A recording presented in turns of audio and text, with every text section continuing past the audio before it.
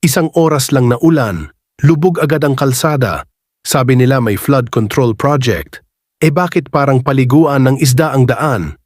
Parang lababo sa bahay, pinagawa mo, binayaran mo, pero pag ginamit mo, bara pala, hindi dumadaloy, naiipon lang ang tubig. Ganito ang gawa ng corrupt contractor at bulag na DPWH, mumurahing materyales, hindi inayos ang drainage, pondo nilunod sa bulsa nila. Kaya kahit konting ulan, baha agad. Ikaw ang apektado, traffic, stranded, lugi sa negosyo. Flood control dapat protection, hindi dekorasyon. Kung may nakikita kang substandard na proyekto, huwag kang manahimik. I-report mo? Mas mahalaga ang bayan kaysa sa takot. Kung maayos lang ang proyekto, hindi lang kalsada ang tuyo, pati kita ng tao, hindi lulubog. Kaya huwag tayong magpabaha panahon na para umagos ang pagbabago.